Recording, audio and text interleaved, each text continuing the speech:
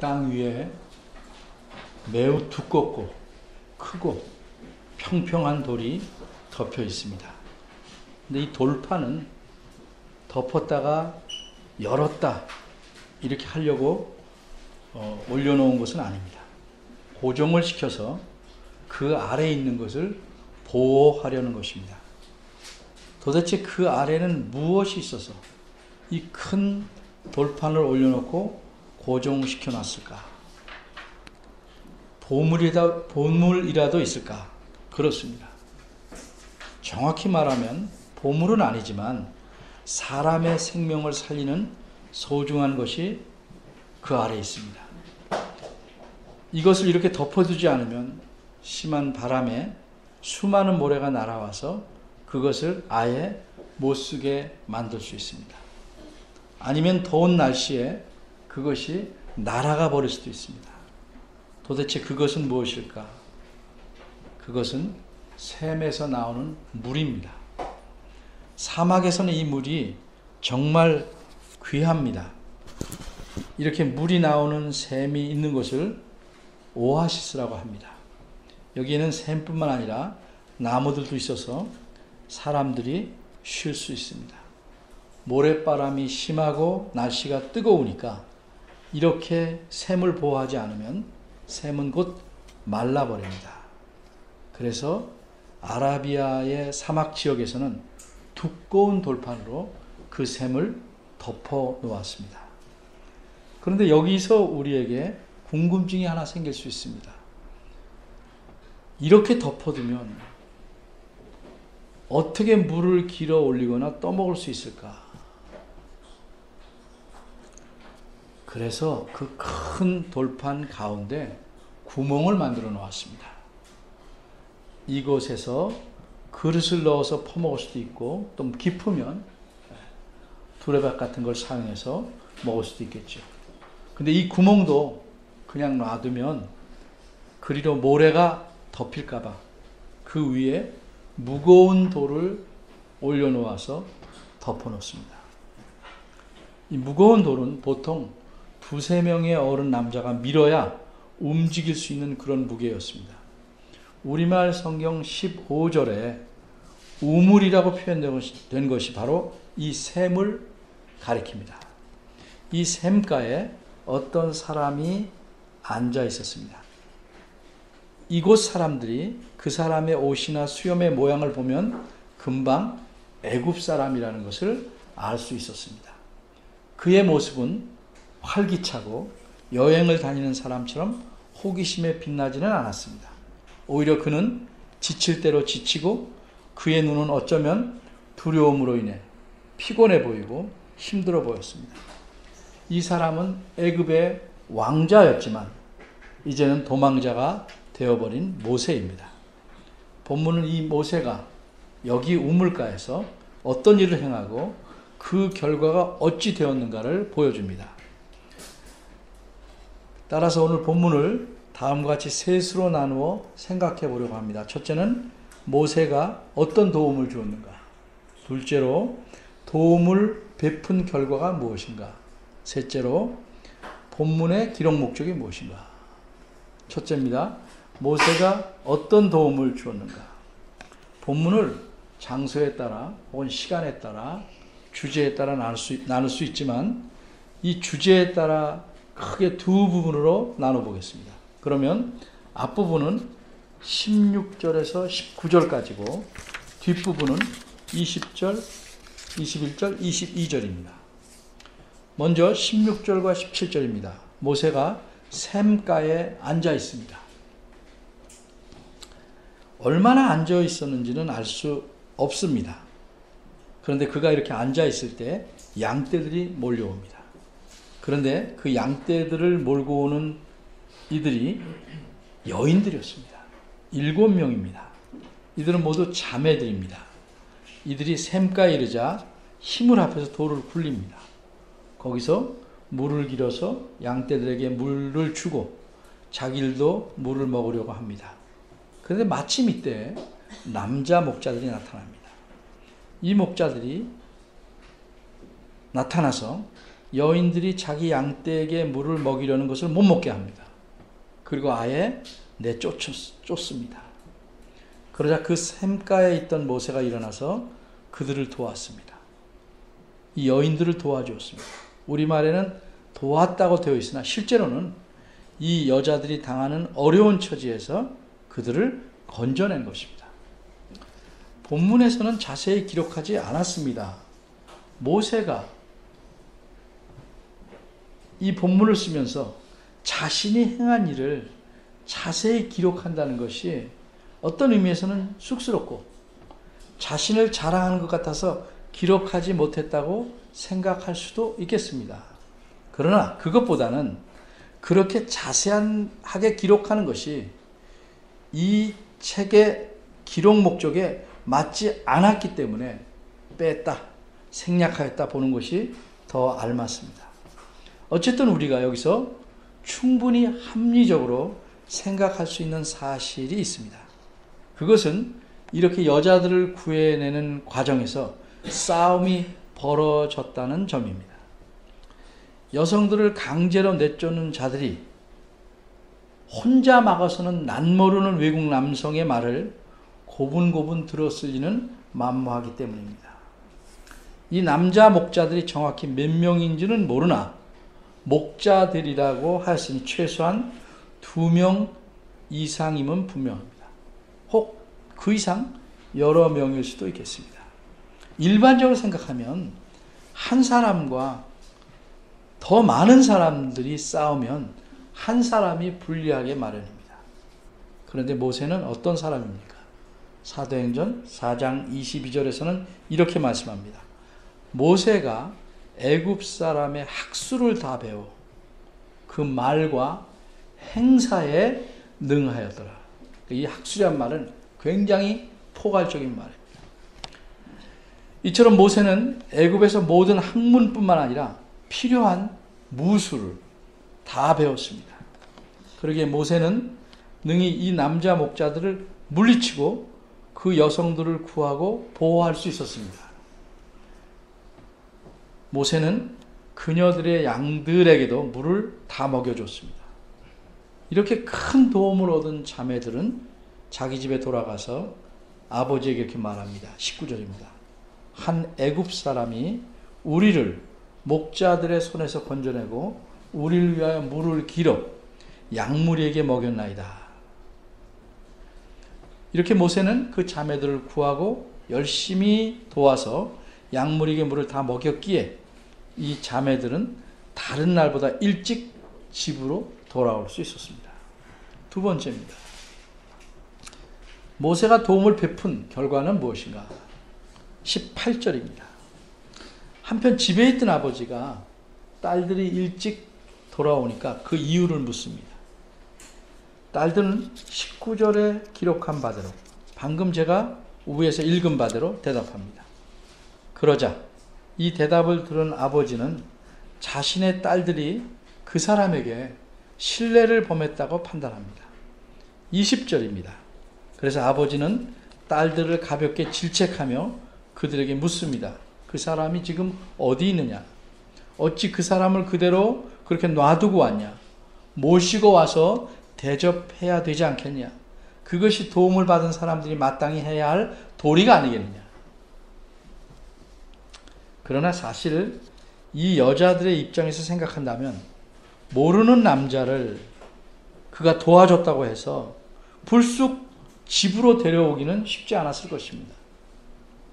왜냐하면 다 큰 여성들의 예법은 자신들을 도와준 이에게 고맙다고 당연히 인사할 수는 있지만 낯선 남자에게 다짜고짜로 우리가 대접할 때이니 우리 집으로 가시죠 라고 하기는 어렵습니다.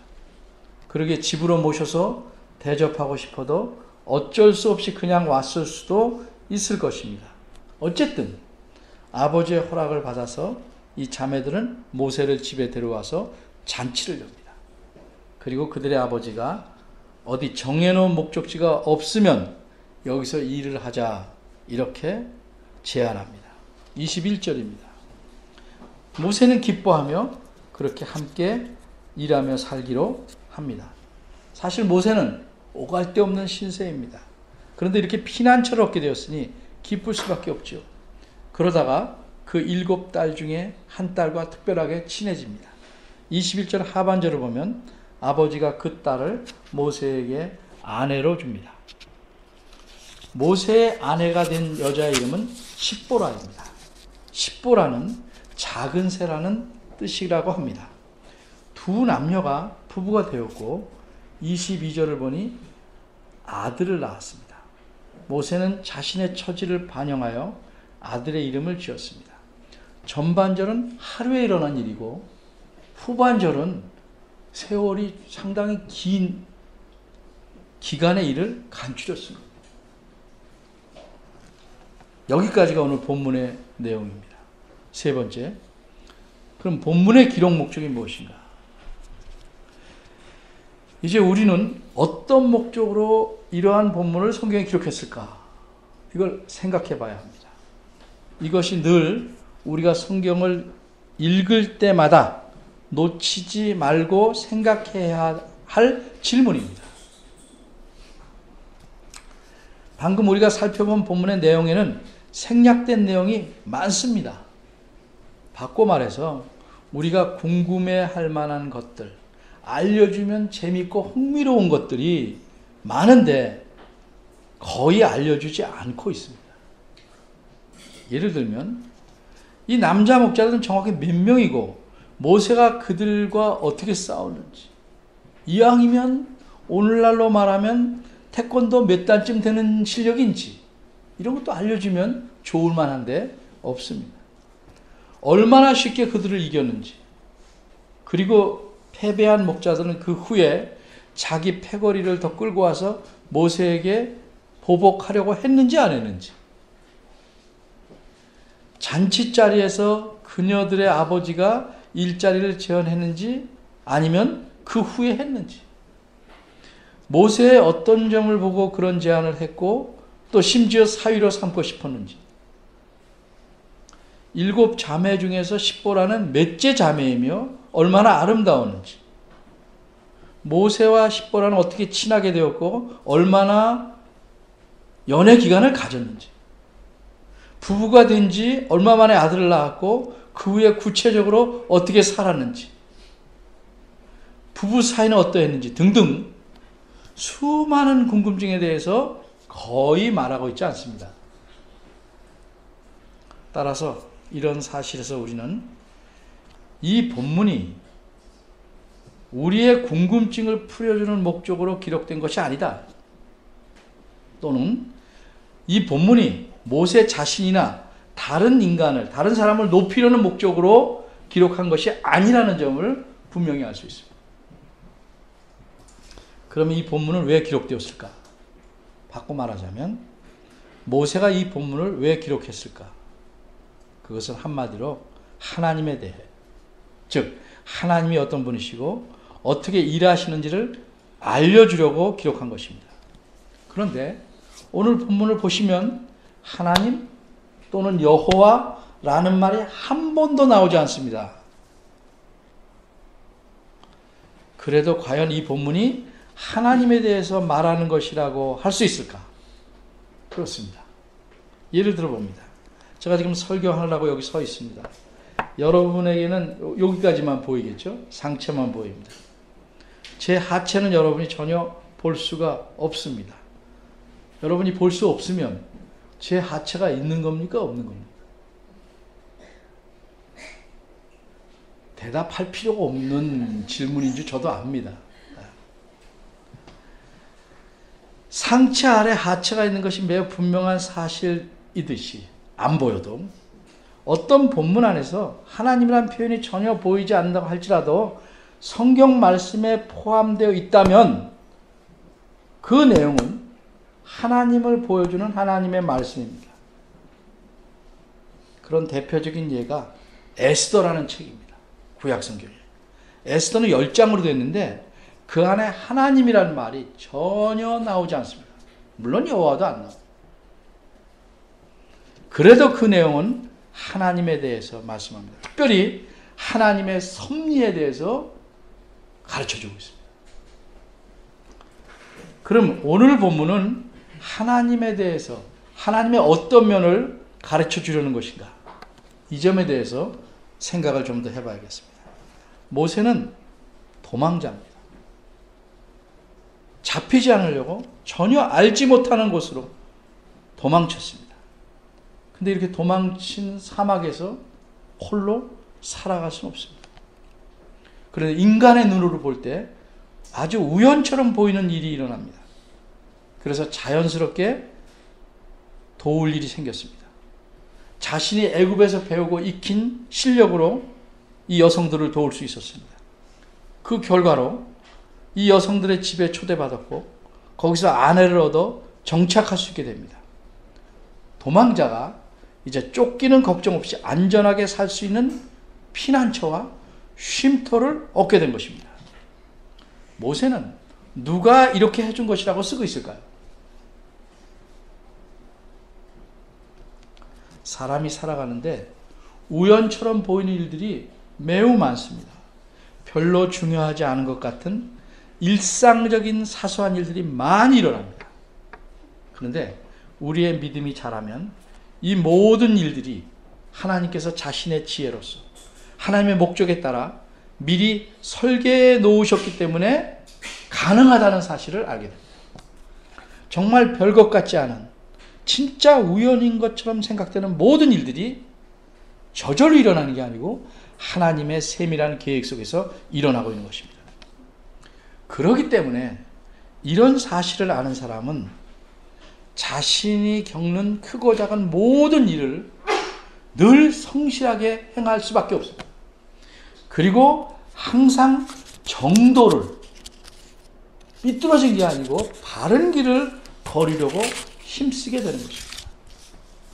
모세는 훗날에 이 이야기를 기록하면서 이 일들이 그 당시엔 그렇게 생각 못했다 할지라도 훗날에는 이 일들이 하나님에 의해 이루어진 일이다는 사실을 보여주려고 하는 것입니다. 하나님께서는 이처럼 모세에게 피난처만 마련해 주신 것이 아닙니다. 꼭 필요한 사람들을 만나게 하셨습니다. 그중 대표적인 사람이 바로 여기 이름이 나온 르우엘입니다. 르우엘 18절에 나오죠. 근데 이 사람은 16절을 보니까 미디안 제사장입니다. 미디안 제사장은 누군가? 미디안은 사막에 사는 족속인데 미디안이라는 사람에게서 시작된 족속입니다. 이스라엘 사람들, 이스라엘 백성이 아니니까 우상을 섬기는 족속의 제사장이라고 생각할 수 있습니다. 하지만 모르는 분들이 많을 테니까 이 족속의 처음 조상은 아브라함입니다. 아브라함은 자기의 부인인 사라가 죽은 후에 재혼을 합니다. 그리고 아들들을 낳았는데 여러 명의 아들, 그 중에 하나가 미디안이었습니다. 이 미디안에서 시작된 족속이 미디안 족속입니다. 그러니까 적어도 이 족속은 아브라함을 통해서 하나님을 알게 되고 하나님을 아는 신앙을 물려받은 족속입니다. 물론 신앙을 물려받았다고 해서 그 족속의 모든 사람들이 하나님을 잘 섬기는 건 아니겠지만 적어도 그 족속의 제사장이 되는 사람이라면 하나님에 대한 신앙이 다른 사람들보다는 훨씬 독실하고 튼튼하다라고 말하는 것이 당연할 것입니다. 이 제사장의 이름은 르우엘인데 누가 지어줬겠습니까? 당연히 부모가 지어줬겠죠. 그럼 부모도 이 정도의 신앙이 있으니까 지어줬겠죠. 르우엘은 무슨 뜻인가? 하나님의 친구라는 뜻입니다.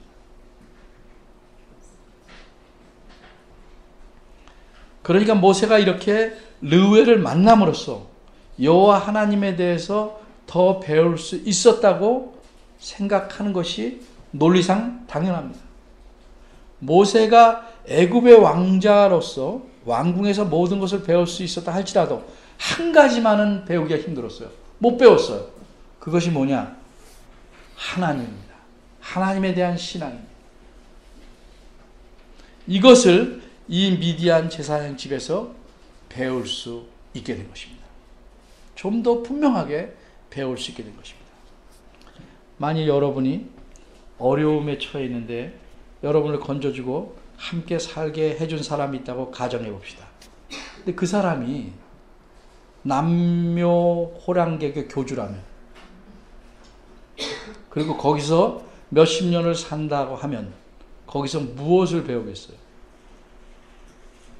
남묘 호랑개교에 관한 것들을 배우겠죠. 근데 그 사람이 스님이라면 무엇을 배우겠습니까? 근데 그 사람이 목사님이라면 어떻겠습니까? 배운다는 것은 지식으로도 배우지만 행동하는 모든 일상생활과 그 삶의 분위기를 통해서 머릿속과 마음과 몸에 젖어들어서 배우는 것입니다. 부모들이 신앙적으로 인격적으로 살아내려고 힘쓰지 않으면서 자녀들에게 공부 뒷발이지만 열심히 한다면 그 아이는 똑똑해질 수는 있어요. 그런데 이런 사람은 될 수 없습니다. 다른 사람들을 차별 없이 존중하는 사람, 더욱이 하나님을 기뻐하며 순종하는 사람이 될 수는 전혀 없습니다. 따라서 하나님을 빼놓고 세상의 방법대로 그 사상대로 하는 교육은 교육이 아니라 자녀 사육입니다. 짐승처럼 키우는 겁니다. 하나님께서 모세로 하여금 하나님을 섬기는 미디안 제사장을 만나게 하셨습니다. 왜? 장차 하나님께서 모세를 사용하기 위해 최적의 훈련 장소와 스승에게로 보내신 것입니다. 그런데 22절을 보니까 모세는 이런 상황, 이런 환경을 그다지 기뻐하지 않은 것 같습니다. 적어도 아들을 낳을 때까지는 그렇게 생각 별로 안 한 것 같아요. 물론 목숨을 살리게 되고 쉼터를 얻은 것은 기뻐했겠지만 전체적으로 볼 때, 그래서 자신이 나그네 되었다는 사실을 한탄하는 듯이 보입니다. 자기 아들의 이름을 극가닥에 게르솜이라고 짓습니다. 게르란 말은 나그네는 히브리어고 솜이란 말은 히브리어의 샴, 거기, 그곳을 뜻하는 샴과 비슷한 발음을 가져서 붙여놓은 것 같습니다. 여기서 나그네가 되었다. 나는 애굽으로도 못 가고 내가 백성이라고 생각하는 이스라엘 백성에게도 떨어져서 나그네로 산다. 좋은 느낌을 가진 게 아니죠. 그런데 모세가 훗날 이 본문을 쓸 때는 하나님께서 자기 자신에게 행하신 일과 그 섭리를 온전히 이해하고 쓴 것입니다. 모세는 아들이 둘인데 이 본문에서는 아들 하나만 썼어요. 또 한 아들의 이름은 무슨 뜻이냐면 하나님께서 도우시다요. 그 아들의 이름을 지을 때는 생각이 바뀐 거죠.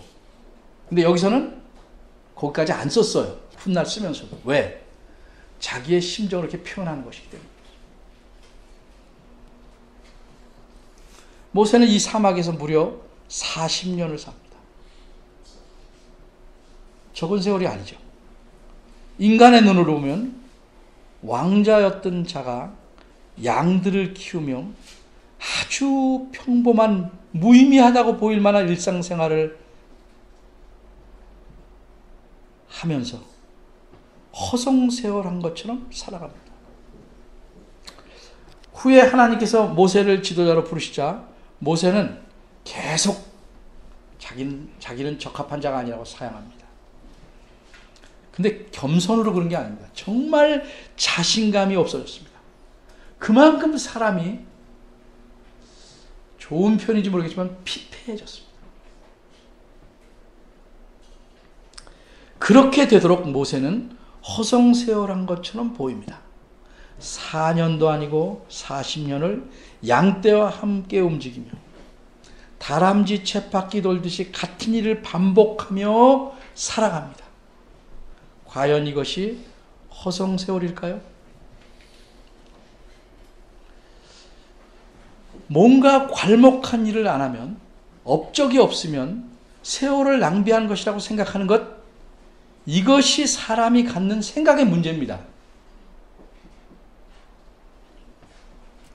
사람들은요, 남들이 나를 굉장하다, 대단하다, 성공했다, 뭐 이런 평가를 해야 자신이 사람답게 살았다고 생각하는 경향이 심합니다.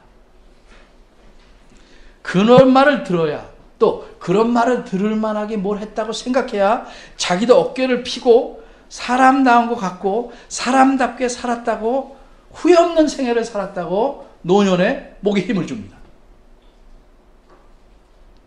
이것이 사람이 갖는 비성경적인 생각입니다. 비성경적인 생각을 갖고 있는 한 우리는 헛된 것에 매달려서 평생을 그렇게 살아갑니다. 신기루를 잡으려는 것처럼 쫓아갑니다. 그리고 자신은 후회 없이 살았다고 생각하는데 정말 후회 막심한 삶을 산 겁니다. 왜냐하면 사람은 자신이 하는 일로 자신의 일상을 평가하는 것에 매우 익숙해 있습니다만 하나님은 사람의 일생을 그렇게 평가하시지 않기 때문입니다. 하나님의 관심은 사람이 무슨 일을 하느냐가 아니고 어떤 사람이 되느냐에 있습니다. 어떤 큰 일을 하느냐가 있는 것이 아니고 작은 일이라도 어떻게 하느냐, 그것을 보십니다. 하나님의 관심은 사람이 되는 것에 있기 때문에 하나님은 오랜 세월을 통해 하나님이 원하는 사람으로 모세를 만들어 가십니다. 후에 민수기에 보면 모세를 가리켜 지상에서 가장 온유한 사람이라 이렇게 평합니다.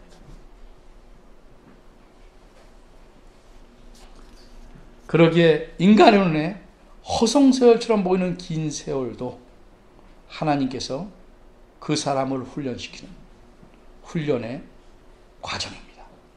훈련의 세월입니다. 그럼 여러분 생각할 거예요. 어디다 쓰시려고 그러냐? 또 다시 일을 생각합니다.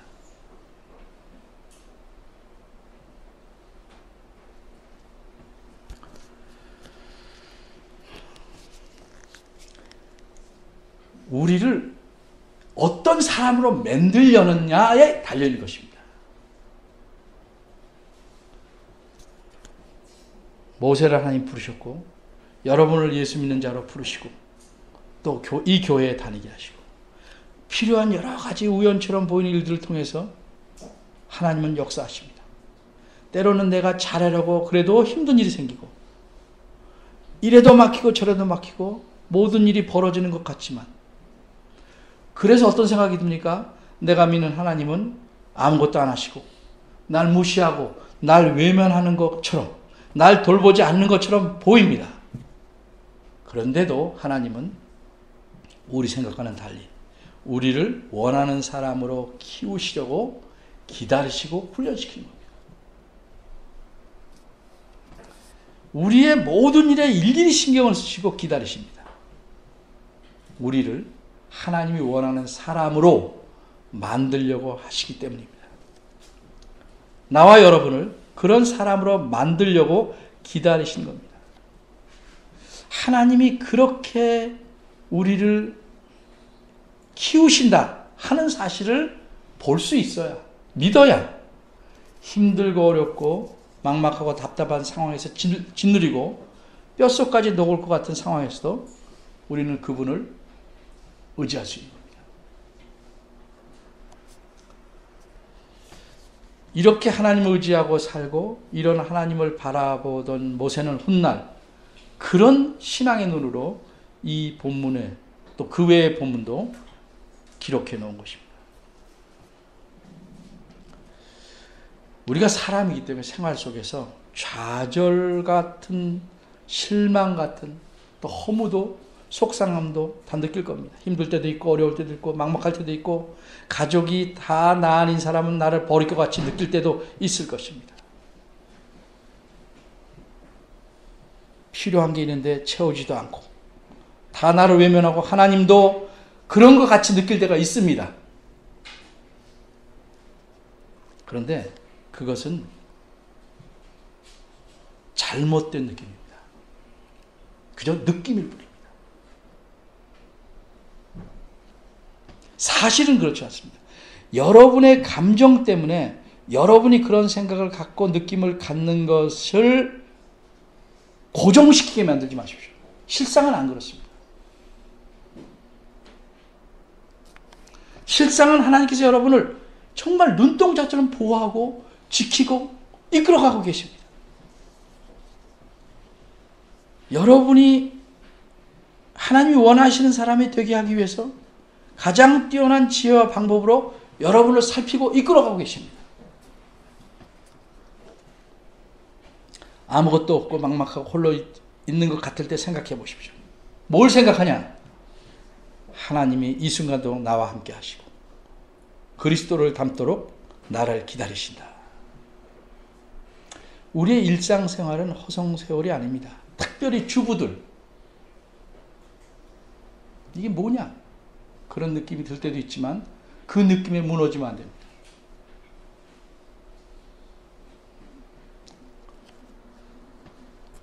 하나님께서 사람을 키우는 것을 가장 중요하게 여기는 것처럼 부모는 자녀를 성경적으로 바르게 키우는 것이 가장 중요한 일입니다.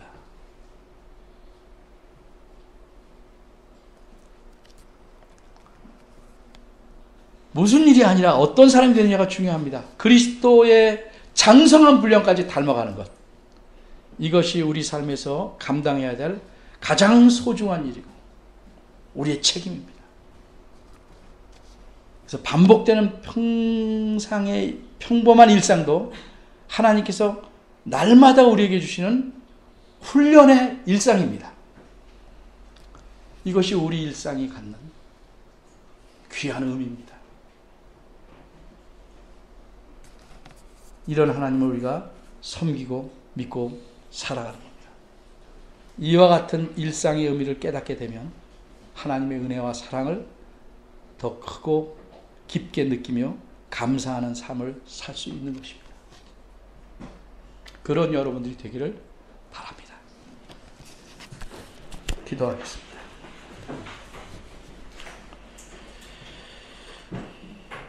하나님, 우리가 부인하려고 해도 우리의 마음 깊이, 어쩌면 세포, 모든 세포를 채울 만큼 우리의 생각은 세상의 생각으로 젖어 있습니다. 세상에 물들어 있습니다.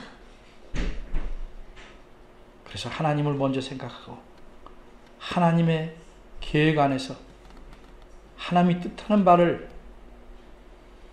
부지런히 하며 감사하게 살기보다는 남과 비교하고 내가 원하는 것을 이루고 그것을 이루는 일에 하나님이 보태주지 않는다고, 혹은 소극적이고 비협조적이라고 하나님을 탓하는 마음이 드는 그런 저희들입니다.